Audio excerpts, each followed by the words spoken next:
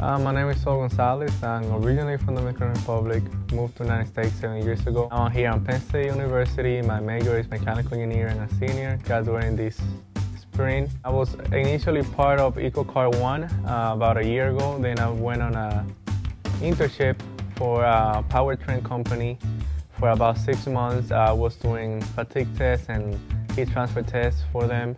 I also did some FEA and designing work. And I'm happy to be back. It's a new project. It's EcoCar 2 and we're excited. I'm part now of the controls group.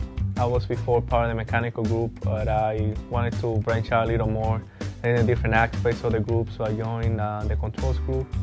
As a mechanical engineer, we're not introduced much to algorithms and coding, so that's something that I would like to learn how to do the coding for the different controllers and for the different systems in the car.